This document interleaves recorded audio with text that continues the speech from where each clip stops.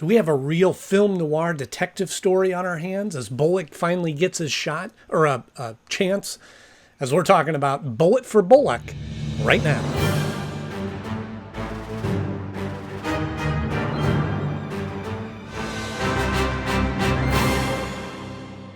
Hello friends, welcome back to the show. So glad to see you once again. And if you're new here, thank you so much for stopping by, because this is the show for you. If you're like me and grew up on Batman the Animated Series and became a huge fan today, well then I hope you'll stick around, hit subscribe, because we've got some great shows coming right at you. Like today as we talk about Bullet for Bullock, which originally aired on September 14th, 1995.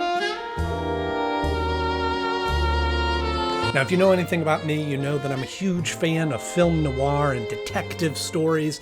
And as this episode starts out, it really embodies that genre of films. But does it deliver in the end? Well, we're going to talk all about it right after our 60-second Joker Bomb rundown of the episode.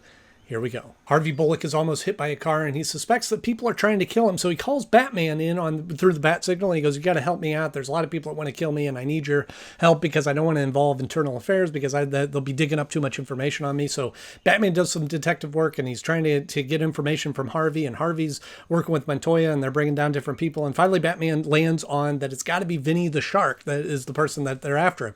So they do some more investigation. They find where Vinny the Shark is hiding out. They go to Vinny and they arrest him, and he doesn't know anything about these letters that's being sent to Bullock, and Bullock goes, "Well, I don't know, understand why he would be not claiming this, but it's got to be him, though. Who else could it be?" And then he goes back to his apartment building and we're reintroduced to Nibbins, his landlord, who has actually been the one that's been trying to kill him.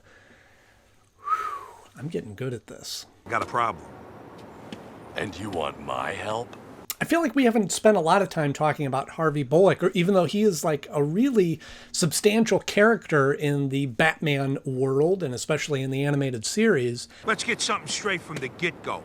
I think you're a freak and a menace, and those are your good points. And he's just a really interesting character, a no BS kind of detective cop that believes in right and wrong, but also kind of bends the rules and plays by his own rules if necessary to get the job done. And I just bend the rules a little sometimes. You understand? Him and Batman, there's a lot more similarities between him and Batman than he gives credit for, or that really Batman gives credit for. We're not all that different. We're on the same side, but we're not the same. And they've always kind of been at odds. And Bullock has been very obvious about not liking Batman and not liking what he does, but knows that he gets the job done. Are you on the take? Watch it, freak! I never took a dime from nobody! So in that regard, it's neat to see him finally get featured in an episode and really kind of take center stage. Thank heaven for rent control. I mean, he does play a prominent role in POV, but this is really a story about him and really driven by him, and we explore his character a little bit more in this episode. We are speaking of the same person, are we not? Harvey Bullock, the detective who looks like an unmade bed. I gotta say, this episode has a great start to it. From the title card to the first couple of shots, the fact that it's snowing, which kind of sets a different setting in Gotham City, and that really hip, cool, jazzy music that's playing in the background through the soundtrack.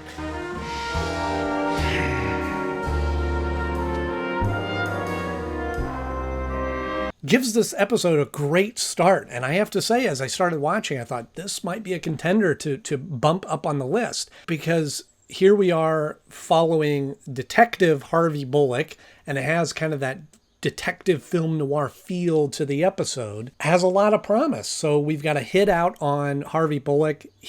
People are trying to kill him. He's got a lot of enemies. The list is long of who it could be. What's the problem? Somebody's got it in for me. Tried to give me a fender massage last night. It ain't the first time. Last week, too. And that's really my biggest problem with the episode, is they set up this great mystery of who's trying to kill Bullock, and it could be any number of people. Any suspects? So many they could have their own zip code. And Bullock enlists Batman to help him because Batman is also a great detective, as well as Bullock is a detective. And yet there's very little detective work. I mean, we show a lot of Bullock being suspicious. We show Batman coming to these conclusions of it's got to be Vinny the Shark and it's got to be these elements. And yet, but not a lot of investigating. I mean, he looks through some letters that Harvey Bullock had, but no real investigating, no real hard mystery to this.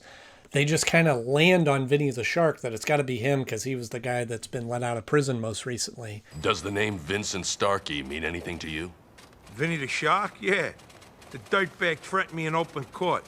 Ran a drug lab in South Gotham. I broke it up when I was in Vice. He got 10 to 20 in Stonegate. I do like the elements of Batman and Bullock together because that's such an unlikely pairing that it has some great dynamics in their scenes together. And I really enjoy watching those elements. Questions, remember? Sheesh! You take some chances, freak. And once again, no Robin. And it's always been a running joke how every time that Batman talks with Commissioner Gordon, that he ends up disappearing before Gordon realizes it, and there's some joke about that. And yet in this, Batman does it to Bullock several times. Sound fair, partner? Show off. When you gonna get me that list of names?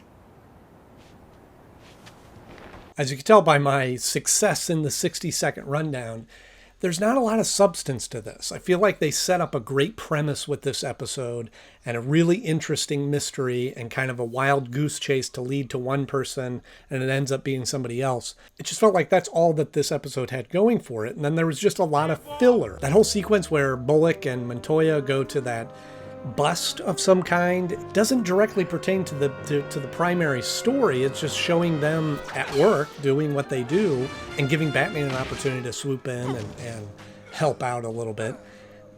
But it just ends up being kind of filler. Watching your back. Good thing, too. I asked you to find a name, not hold my hand. But I do have to say, it's a great twist at the end because we had introduced Nibbins at the beginning as the landlord of Bullock, and they obviously didn't get along, but he's a very unlikely person, and Bullock dealing with criminals every day, day in and day out, a lot of people that want to do him away, and he goes home, and the least threatening person that he just is an annoyance to ends up being the person who is actually trying to kill him. There's a doormat outside, Mr. Bullock. Really? I thought you were the doormat around here, Nivens. So when it comes time to rank this episode, I wanted more out of it, and maybe I set my expectations going into it a little too high.